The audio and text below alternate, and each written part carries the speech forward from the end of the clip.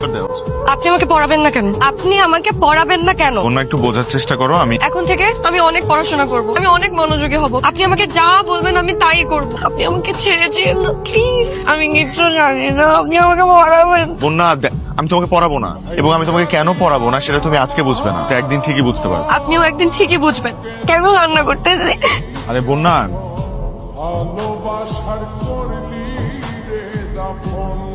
এটা বন্যা না? হ্যাঁ। ওকে একটু অন্যরকম লাগছে, ম্যাচিওর, সুন্দর। বিয়ে ঠিক হইলে মেয়েদের একটু সুন্দর লাগে রে।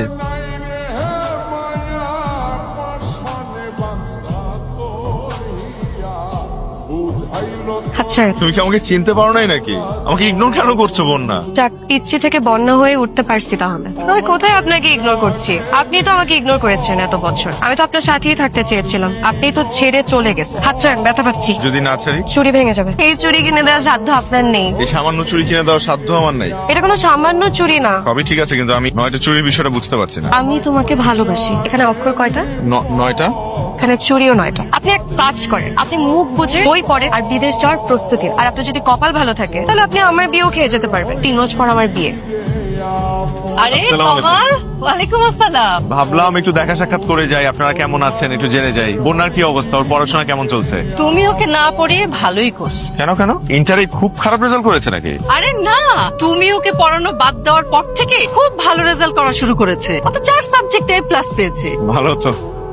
আপনি দেখি আমার পিছুই ছাড়ছেন না। এবার আর পিছু ছাড়ার জন্য আসেনি। একদিন এই আমি আপনার পিছে পিছে আপনার বাসা পর্যন্ত চলে যান। বারান্দা থেকে তাকিয়ে থাক, আপনি কখন আসবেন। আমি এখন কি করব বিভূতা? এই ব্যাপারে ওস্তাদ হইল রবি। ভাই তাহলে রবিদার একটু ফোন দাও না, ফোন দিয়ে জিজ্ঞেস করো আমি বন্যাকে কিভাবে পটাবো। বন্যার জন্মের সময় আমার আরেকটা বেবিও জন্মেছিল। ওরা টুইন ছিল। বন্যার বাবা তো মহা খুশি ছিল। মেয়েদের আগাম নাম রেখে ফেলেছিলাম আমরা, বন্যা আর বর্ষা। প্রিম্যাচিউর ডেলিভারির কারণে ওদের ওদের জন্মটা খুবই ক্রিটিক্যাল একটা সিচুয়েশনের মধ্যে পড়ে গিয়েছিল। আহারে আপা, নিজের জন্মদিনে বোনের মৃত্যুদিন। আজকে আমাকে কেন বের করলেন? এই দিন আমি বাসা থেকে কোথাও বের হই। বন্যা, আমি খুব ভালো করেই জানি তুমি আজকের দিনটা কেন উদযাপন করো না। আমি যেমন তোমার হাসির কারণ হতে একজন কমেডিয়ানও হয়ে যেতে পারি, ঠিক তেমনি তোমার কান্না মোছার জন্য মানব রুমালও হতে পারি। ওই বাচ্চাদেরকে দেখতে পাচ্ছ ওখানে, হলুদ জামা পরা যে মেয়েটা আছে, নাম কি জানো? তুমি গিয়ে জিজ্ঞেস করো। কি নাম তোমার? বর্ষা। এই বর্ষারা জানে না তাদের জন্মদিন কবে। সে সৌভাগ্য তাদের হয়নি। জন্মেছে যেহেতু একটা জন্মদিন তো আছে নিশ্চয়। কে জানে, হয়তো আজকেই ওর জন্মদিন। কি ব্যাপার? আমার ক্যাম্পাসে আসলেই তো ফোন করে এখানে রাখলে যে? আমার স্বপ্ন আমি একদিন ঢাকা ইউনিভার্সিটির অ্যাপ্লাইড ফিজিক্সে পড়ব। তাহলে আর হয়েছে পড়া। তোমার যে ঘিলু, এই স্বপ্ন তোমার আজীবন স্বপ্নই রয়ে যাবে। একটু স্বপ্ন দেখা ভালো, মানুষের বড় বড় স্বপ্ন দেখা উচিত। আপনি না একটা আচ্ছা, তুমি এত কষ্ট করাচ্ছ কেন আমাকে দিয়ে? আমাকে চুরিগুলো দিয়ে দিলেই তো পারো। সুধী দর্শক, আপনারা দেখতে পাচ্ছেন যথাযোগ্য মর্যাদায় তো মিস্টার তমাল, আপনি প্রস্তুত তো? আর কোনো অপশন আছে? হয় নাই তো। Excuse me ma'am, may I help you? আমি অনেকক্ষণ ধরে দেখছি আপনি 1 ঘন্টার উপর বসে আছেন। কোনো কিছু অর্ডার করছেন? কোনো প্রবলেম? হ্যাঁ, প্রবলেম তো একটা আছে। একজন লোক আমাকে এখানে ইনভাইট করেছে। এখন ইনভাইট করার পর 40 মিনিট যাবত আমি এখানে ওয়েট করছি, কিন্তু সে এখনো আসছে না, সে ফোনও ধরছে না। আপনি এক কাজ করতে পারেন, আপনি ওনাকে খুঁজে বের করে ওনার কানটা ধরে ট্রেনে নিয়ে আমার কাছে নিয়ে আসেন। উনি যেহেতু কথা দিয়েছেন, আমার বিশ্বাস উনি আসবেন। Excuse me ma'am, this is your food. রে বাবা, আর্কিটেকচার বাদ দিয়ে শেফের জব কবে নিছেন? আজকেই নিলাম। কি হয়েছে মা? সবকিছু গোছ কাজ করতেছো কেন? আমরা এখান থেকে চলে যাচ্ছি। মানে হঠাৎ? কই, আমি তো কিছুই জানলাম না। আজকে সকালে তোর বাবার ট্রান্সফারের অর্ডার আসছে, কালকের মধ্যে চলে যেতে হবে। কি বলতেছো? আমি এখান থেকে কোথাও যাব না। এখান থেকে যাবি না তো কি করবি? রঙ্গলীলা করবি এখানে? এটা কি?